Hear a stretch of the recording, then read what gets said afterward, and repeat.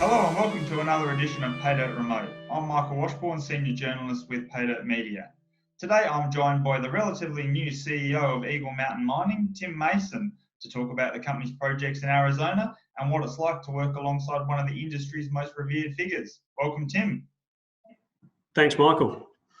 Well, Tim, you've been in the company for only a really short period of time, but it's been a very interesting time. Tell me a little bit how you've settled in. We've all obviously been impacted by coronavirus. The overlay of that has been tough on everyone. So I didn't expect that. But before that, I managed to spend a reasonable amount of time over in the States getting to know the team and the projects and our stakeholders over there. And I guess the more that I've dug into the details, the more opportunity that I've seen within Eagle and what we've currently got. So, look, I'm energised, I'm excited about it. Wasn't the start I was expecting, no, but I think we've got a pretty bright future, which I'm excited about. As I mentioned at the top, Tim, you're working alongside Charlie Bass, one of the industry's most revered figures. Tell me about how you found that transition and what advice Charlie's offered you about the new role. Yeah, well, you're right. He is, an industry legend per se, and I guess that was a lot of why I was, excited to come and work for Eagle Mountain Mining. Look, he's obviously an entrepreneur. He thinks really big, and I guess I've found out that whilst you've got this, he's thinking out here, and what else could there be, and where's that mineralisation come from, and how can we structure that deal? So, look, I've really enjoyed working, with him from that side. But in the same regard, he likes to get into the details and understand, the mineralisation, understand the geology, the structures, and, vectoring, going, maybe something's going in that direction or this way. So, yeah, no, he's fascinating to work with on all levels, from the big corporate side down into the details of the geology. Tim, you joined Eagle Mountain around the same time the company acquired the Oracle Ridge project.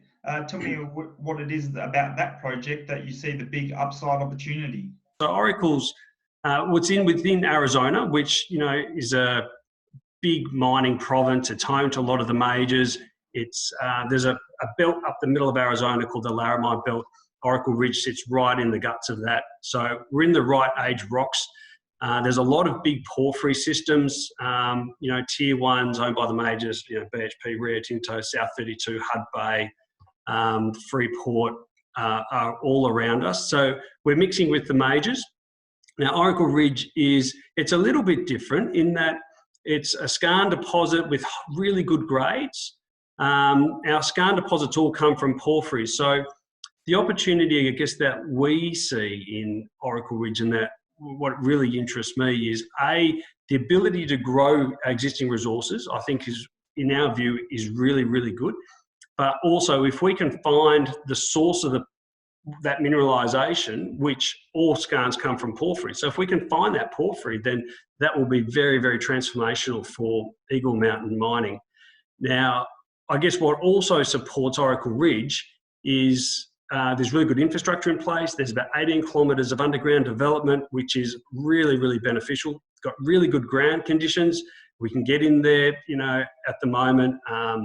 And it's sat there for quite some time, but the ground conditions are really, really good.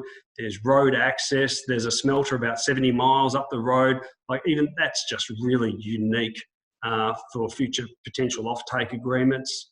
So it's got kind of all the hallmarks to be able to put something into a mine in the future. And I guess we can see that it could be a lot bigger than what we've currently got. So in my mind, it ticks a lot of the boxes. And as you mentioned, the coronavirus has impacted pretty much everyone all over the world. So in that regard, how are you managing your work activities over in Arizona to make sure that all your employees stay safe while still getting on with what you want to get done? We've obviously adhering to all the social distancing requirements. Probably no surprises there. Like a lot of juniors, we've tightened our belts just to, prudent capital management at this point in time. But meanwhile, we've got our geologists and they're still working from home, and there's a lot of activity going on, which is really sort of adding value to the business going forward. So Yeah, look, it is impacting us. We're just watching our cash flow at the moment, but we've still got lots of good activity. And talking about one of our geologists, we've just picked up just recently a porphyry expert who's been working for Rio Tinto. So, he's very busy. He's really energetic, which is great. He's excited by what he's seeing, especially at Oracle Ridge. So there's plenty of activity going on despite the overlay of coronavirus. Well, let's hope that we get through that in a reasonably quick time frame. And while we're on that regard, every incoming CEO always has a big vision for a company. What's your vision for Eagle Mountain?